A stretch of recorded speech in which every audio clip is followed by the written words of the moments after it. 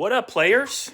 It has been a minute, and I was thinking, thinking the last few days actually how I was vlogging every day after my injury. I was really focused on getting better at making short form content and was just trying to do things right because I couldn't really do much with one hand for so long, but. I spent all that time switching all of my vlogs from the main Punk Cover Moose channel to here, and then I kind of stopped vlogging. Once I got movement back into my hand, at that point I felt like I had to catch up on everything, right? Because I'm sure you guys have gone through similar instances where it's just like you have a plan for the month or for the week or weekend or whatever, and then something crazy and out of the blue just happens, and then it feels like you're behind, right? That's how I've felt all summer. I'm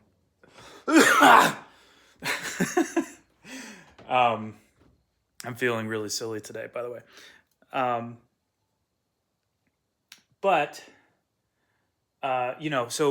I just dropped my original album. If you guys haven't seen it, it's all I've been talking about for the last week. It came out September 26th, so a little over a week ago. And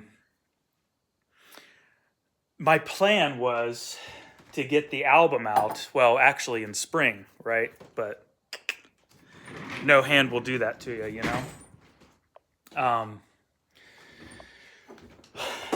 But the plan was once I got it out, I was just going to keep pumping out covers to just get my name out there. Because what I've noticed, and I could be totally wrong, I feel like when you do a cover of something, especially when it's like a niche kind of cover where you're like a pop punk cover of da-da-da-da-da, it already kind of has a built-in audience because people are kind of looking for those things. Or if you're like a Blink-182 fan or whatever, and something pops up in your feed and said, it's like if Blink-182 wrote "Semi-Charmed Life," that was the first thing I thought of. You're gonna watch that. Like I would watch that, right? So it has like a built-in audience. Is my point. No one's really searching for punk cover moves except for you guys because you're the best. But with that being said, I figured I love doing covers, but I also write songs too, right? So I had to get that out of me, and I figured I'll put my album out, promote it for a little bit, but then I'll keeping on with the covers.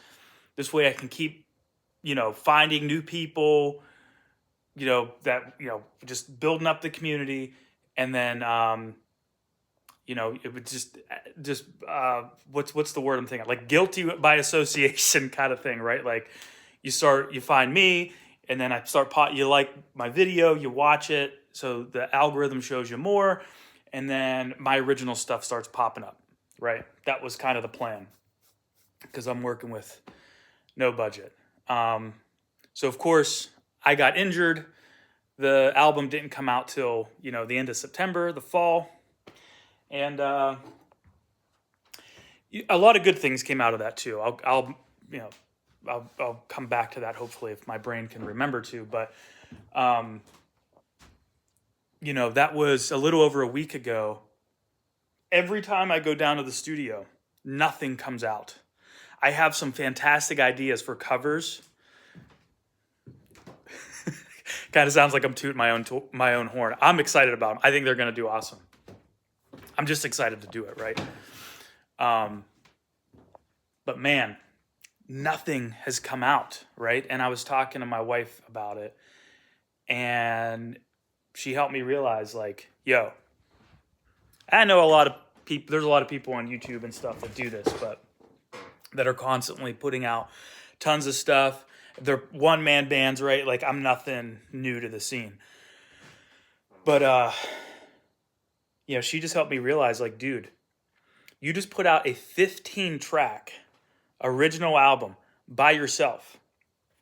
You wrote everything, you recorded everything, you mixed everything, you mastered everything, you did all the editing, you did the artwork, you did everything that goes, you know what I mean? Like the social media banners. Like if you go to my YouTube channel, the banner at the top, like I made those, but I had to make it for YouTube, for Facebook, for every, because you can't, they're all different sizes depending on the platform, right? And a million other things that I'm missing, getting press, like just hitting up people I know without like, that's weird for me because I'm like, hey, I try and keep in contact with everybody that I can. I'm like genuinely, like if I vibe with you, like I genuinely want to know how you're doing and like try and hang out and stuff like that. But I always, that makes it feels weird because I'm like, hey, we haven't talked in a couple months. Can you do a release on this or something, And it's funny because every time people are like, dude, you really, why didn't you hit me up? Like we could have did a segment on the podcast or something. I'm like, I don't know. I don't know. I just need to get over that, I guess. But anyways, the point is she helped me realize I did a ton of stuff. I mean, hundreds and hundreds and hundreds of hours into this album. I'm exhausted. You know what I mean? So I just been kind of, I don't want to say taking a break. I can't stop moving. That's my problem. I told her like, maybe I just need to bust out a video game or something and just, because I'm into platformers, right? So I'll spend a few days playing it and then beat it. And then I'm like, I get so antsy because I've just sat on the couch for like a day or two playing a game, maybe 3. I'm like, I got to go write a song or something because it just resets my brain, right? I'm sure you guys get that, right? It's why people go on vacations, why they have the weekends off. I like don't take time off. So, but one thing I've noticed back when I was still in the corporate world was I would get so exhausted and like burned out. Having time to myself was great, but I found this balance of doing work, creative things, and then I like just building things, right? Like this is my workshop. I built this myself. I have to do that. Like I just I just have to like build things or fix things, right? There's tons of things around the house that just need attention. I haven't been able to do that because I haven't been able to, I haven't had steady work, right? And once I was able to start working again at my job, it's got incredibly slow. Like I had like one job last month, right? So just keeping up on all that stuff. It's rough, right? So I did that job and it paid really well. And I was like, you know what? I've had, I just started doing things around the house, right? One of the things was this, under this sheet is a stove. And that was our old stove. Yesterday, it's a gas stove. I took that out and I ran electric to where that stove was for an electric stove that we scored. And I know most people are like, why would you go from gas to electric? People are always trying to switch from electric to gas. Some of it's in the dishwasher right now because I'm going to sell it. But like the grates that go on here, there's all these pieces, at least to our gas stove, that you have to wash. And so anytime you cook one thing, and we cook every meal to save money at the house, you cook one thing, you have to clean it, and it was super annoying. So we scored a glass top stove. So now, like this morning was the first time we cooked on it. Just wiped it off. It was fantastic, right? So I've been like trying to do stuff like that, and that stove had been sitting in my workshop for 2 months, I think. I hadn't had the money to like do it. I thought it was, and well, partly my fault. I thought it was going to cost at least $100 to get that installed, right? And then I started doing the research of what I needed to do. I know how to do. I rewired my whole house. Like I'm not an electrician, but I know how it works and all that.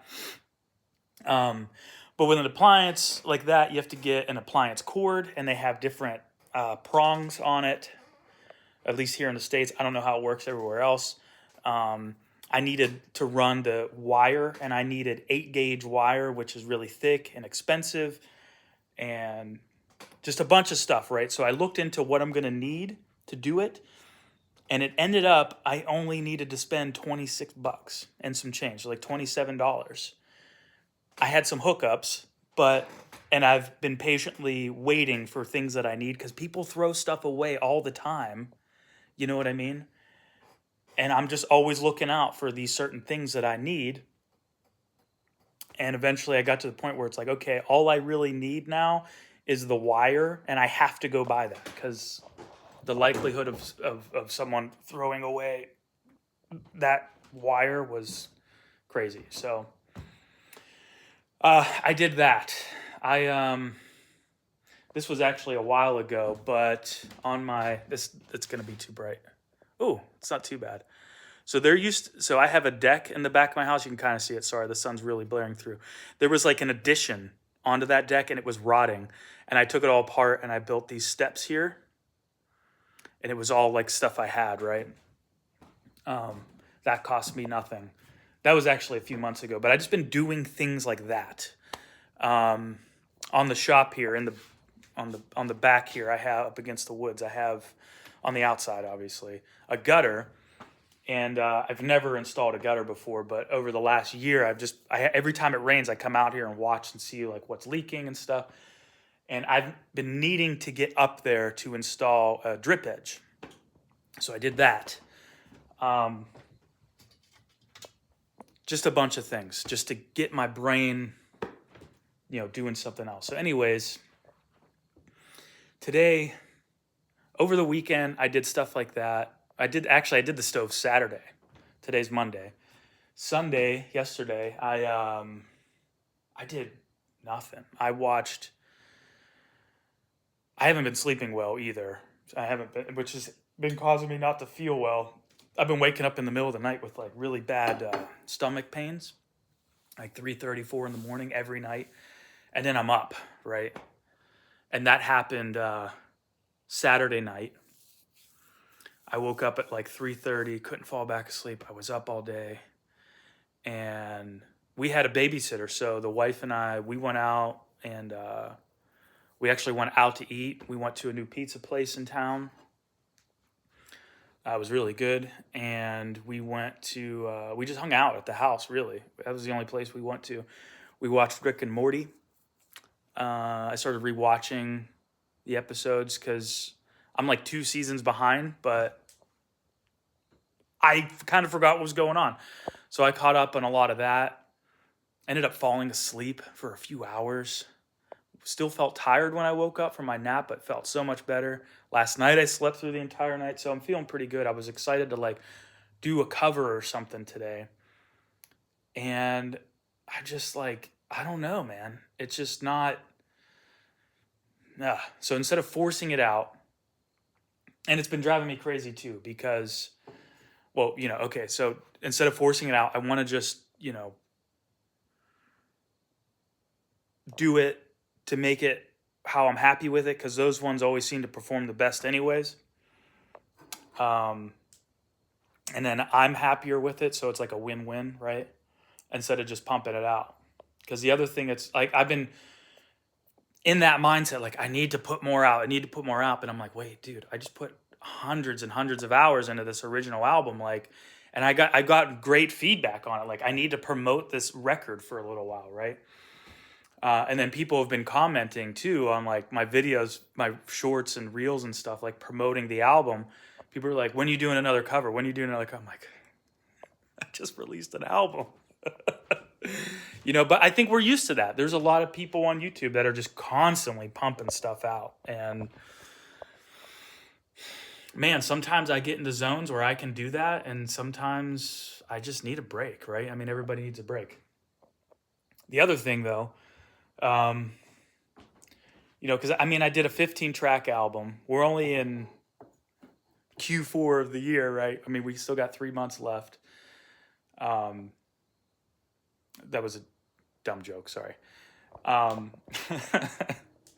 I don't think of the months that way or the year that way in quarters. But I put out, and I was out of commission for how many months too? Like let's just say 4 months, you know? And I still put out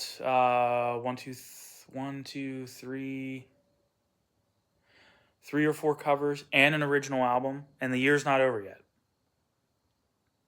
You know what I mean? So, yeah. I kind of want to. I'm going to do some behind the scenes stuff for my album too. I'm going to upload that to Patreon. So, for you guys that are on Patreon, you'll be seeing that. I'm just going to go and I'm going to do a deep dive of the individual tracks and then like the meaning behind the lyrics. It didn't seem like you guys were into I did a really long, it was like a 2 hour long like video, like I really deep dived like how I mixed the song and stuff. Didn't seem like you guys were into that much detail, so I won't do it that way, but yeah. So, anyways, the things I've been working on, hopefully. Oh, one more thing though. So, since I've released the album, I didn't do any physicals. I've had a lot of people ask me for vinyls. I'd have to do, if you guys are interested in that, please let me know. I'll have to do either a Kickstarter or pre-order for that. I just, to get them, the cheapest I found were about, I think it was like $12 a vinyl. With an order minimum of 100. So we're looking at like, anywhere from 12, because that wasn't with, it was actually about $10 an album, but with tax and shipping, because I won't be able to, the company I found that was cheapest so far, I can't remember, they were somewhere in the Midwest, I think, so I wouldn't be able to go pick them up this time. So I'd have to get them shipped here. We're looking at like $1,200 to $1,500 I'd have to front. So I would have to do a pre-order or Kickstarter. I'd have to sell like, I can't remember what the math was on it, like 40 or 50. And I just, with work not being steady and stuff, I'd have to do a Kickstarter pre-order. So if you're interested in that, please let me know. But I've been pushing promoting Spotify, Apple Music, streaming, where all you guys listen to music, and that's been happening. It's like I've been getting I've only been checking my Spotify because that's where I get most of my streams and stuff. I haven't checked iTunes sales or anything. Which, if you guys buy the songs to put onto your phone, I don't know how that works anymore. But apparently you can still, like, if you had CDs, you can still like rip them onto your computer and put them on your phone. I didn't think that was a thing anymore. Or download MP3s. There's a website called Bandcamp, and you can buy the digital version, the MP3s, and I think it even comes with the high quality WAV versions if you're into that. You can buy, it's punkcovermoose.bandcamp.com. You can buy them there from me, and I get more of the profit than like from iTunes and stuff. Just throwing that out there. But point is I've gotten a lot of streams. I've gotten a ton of good feedback on the record and stuff like that. I've had T-shirts that I can, if I remember, I don't have them with me. I'll show you the designs. I did 2 designs. I'm finally starting to get some orders. I've been promoting them for like a week and no one was biting. And I'm like, oh man. And when it comes to album sales, like on iTunes and Spotify streams and stuff, it's delayed 3 months. So all those streams and stuff that I'm getting this month, I won't see till like December or January. So it's rough. So anyways, the goal today, the reason why I was bringing up the stove, I want to get this up on Facebook Marketplace and sell it. I also scored a new hood that goes like above the stove. The old one is there on that two-wheel dolly. Want to sell that. And like 2 years ago, I bought this quad, this kid's quad, off of someone on Facebook.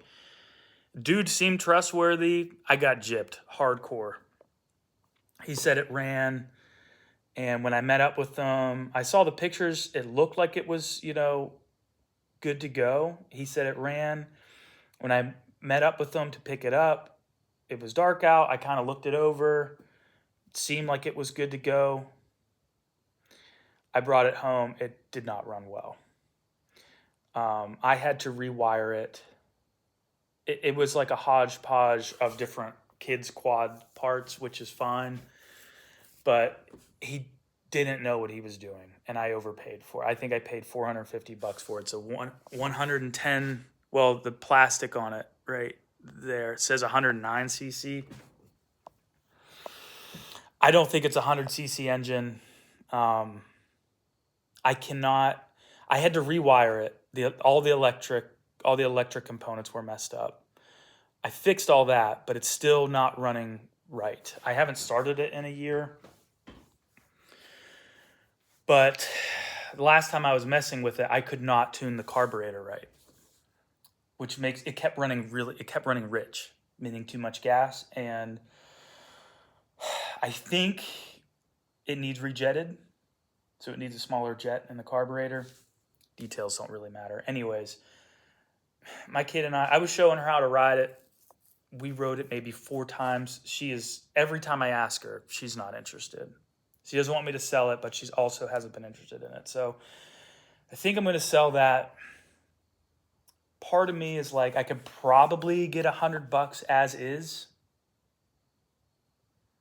And I paid $450 for it, which really sucks, but like, it's just been in the way. I mean, you could tell, like, I got a carpet remnant stacked on it, and every time I go to do a project in here, I got to move it around. Kind of thinking about trying to get it running better so I can maybe get a little more money out of it, because I think if it was running well, I could probably get $400 or $500 for it, so I could at least get my money back. But I don't know what I'm getting into, really. So I haven't decided, but I want to try and sell that.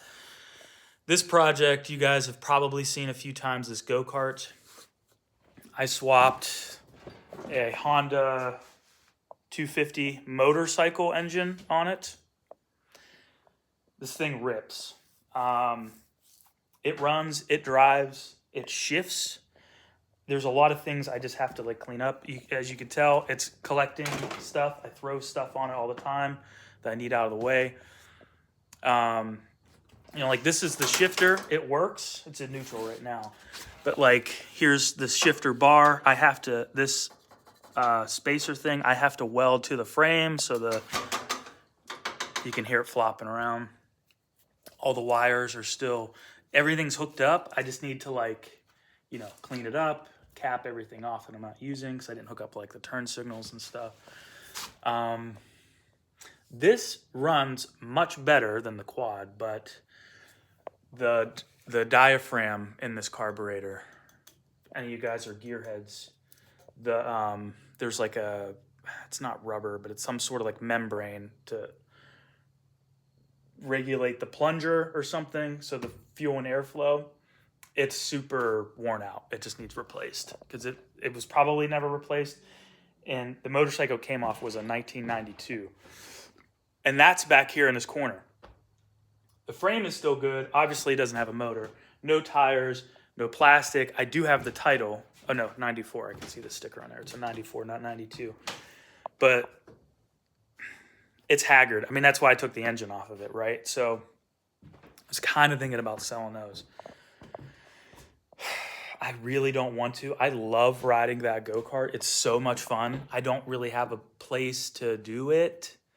I mean, I have the woods back here, but I need to test it more and run it more because I don't want to break down at the bottom of the mountain. I won't have a way to get back up. So, but getting selling this stove, that go-kart, the quad, that motorcycle, that'll give me a bunch of room in here. And that'll get me some money to get through the next couple months. I could probably get quite a bit of money for the go-kart and motorcycle from the right person, but that's the hard thing. It would have to be from the right person, because I can see someone wanting to buy a go-kart or a motorcycle. I don't know how many people out there would want to spend, a few $100s on a go-kart with a motorcycle engine on it. I wanted to put bigger tires on it too, because I was randomly doing research once, and you can get something like that street legal, but the biggest problem you run into when trying to do that, at least in my state, is getting the title. And a big part of getting the title is it has to have a serial number or a VIN number. And since it has a motorcycle engine on it, motorcycles have the VIN number on the frame and on the engine. So this has a VIN now, and I have the title for it. So maybe that, but it needs some work. I bought the go-kart during COVID, I think, for $400. I still have the go-kart engine back. I have 2 go-kart engines under that shelf somewhere. I bought it for $400, and I bought the motorcycle, I think, for $300. So I feel like I could get $700 for that, but I don't know if anyone would want to spend that. And I don't know. I got to put it out there. I mean, it was just a fun project. So if I don't even get my money back, if I break even, that'd be cool. I just don't know. And I'm still on the fence about getting rid of it, because I put so much work into it. It's just rough. But I haven't ridden it in like 2 years, So anyways, I think I'm going to at least try and get the stove and that hood. And there was another project I was going to finish up around the house. We had a huge bee infestation. The back door coming off my deck that I showed you earlier, underneath the door jamb, there was a small enough gap that I'm pretty sure they're yellow jackets. They were going under the door jamb, and they built a nest underneath the floor. So in the ceiling of the basement, but on the floor of that room that the door goes to, huge bee nest in between the rafters. And of course, it was the only room in my basement that I drywalled the ceiling. It's my studio. I drywalled it and insulated it for acoustic purposes.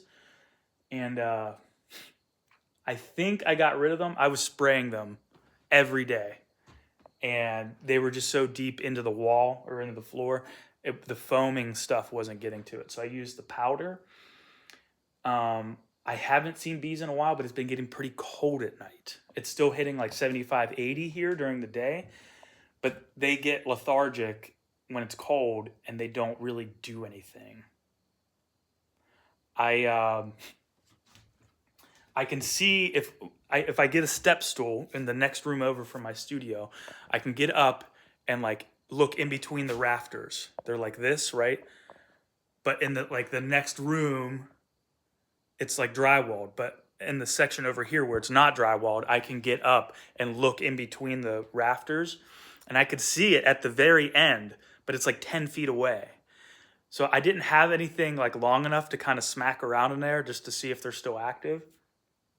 So I got some of my foaming spray and sprayed it, and every can of foaming bee spray I got, when I spray a nest, it always busts up the nest. This one doesn't.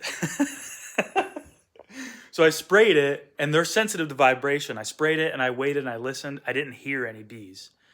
So I think like when I laid the powder out where they were going in, the thing is like they land in it and then they bring it in the nest and it like kills the whole nest, right? And they're not honeybees, by the way. I would have called to have somebody remove it. They were yellow jackets, I'm pretty sure. Anyways, I couldn't reach back there to like smack anything around, so I used my BB gun and I shot it and nothing happened. So I just like pumped it once and just like boop. Nothing happened. So I think it's dead. I'm thinking about, like, I have this really long, uh, it's called a 2x4. It's something else, really. But um, that thing's like 8 or 9 feet long. I'm nervous, though, because if I, like, push that board through the nest or something, I don't want them, like, coming out and attacking me. Because in between the rafters on my end where I can peek up through, I duct taped a piece of cardboard so they wouldn't come in the house. Because all summer we kept finding a random bee in the house, just like flying around, trying to get out. And we're like, what the heck? But until it gets too hot, we leave the windows open to try and save as much on electricity as we can. Like lately, how it's been like 80 degrees during the day, we'll leave the windows open all night and it gets down to like 40. So we wake up, it's like cold, and I mean, cold to most. It feels good to me, but it's like, 65 to 70 depending on the temperature when we wake up. And then once it starts to warm up, we'll close the windows and the house stays nice and cool and the AC will never kick on. So anyways, with the windows open, we thought they were coming in through the screens or something, like there was a hole in one of them, and we found out later in the summer, in August, that there was a giant nest. I mean, it's huge too. This is a 2.5 gallon bucket. It's almost the size of this. I mean, it is huge. It's maybe not that big.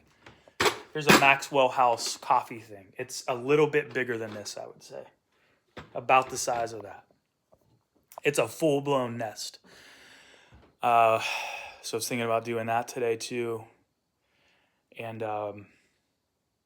that's what I've been up to, guys. I just been I'm would like to get into the habit of vlogging every day again. It's kind of helped me get everything out there and then connect with, like, just my thoughts off my brain. And I noticed too, when I was doing that, when I had my injury, it just kind of kept me accountable.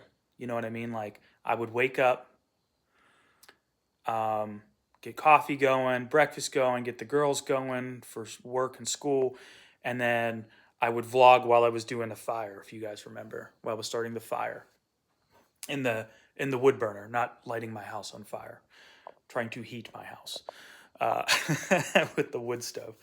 So it just kept me on a schedule. Like, it just kept me, so I would like to get back into that. I've just been trying to catch up all summer. But now that I feel like I'm sort of caught up and stuff, I want to try and do it. I might not start doing it right away, but I will try and start doing that. And I do have, let's try and see if you can see it. No, the sun's too bright. I don't feel like walking over there. My wood pile from last year, if you guys remember, when I'd come out my back door by the studio, grab my wood. I got my wood already for the winter, which has been good for me. I used to always try and stay 2 years ahead. So, like, the wood I was burning this year, I had gotten 2 years ago. And then I would already have another pile that was a year old for next winter.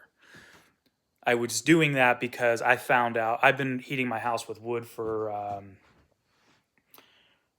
this will be 15 years now. Yeah, wow, 15 years.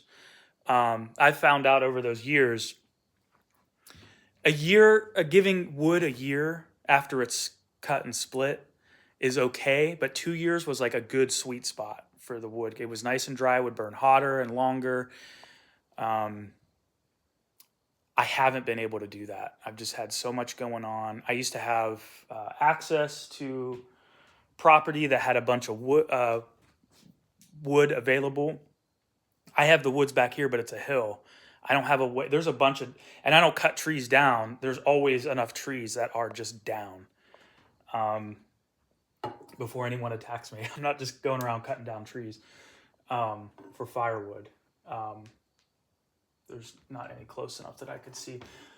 There's another thing I did. Well, hold on, let me finish. Sorry.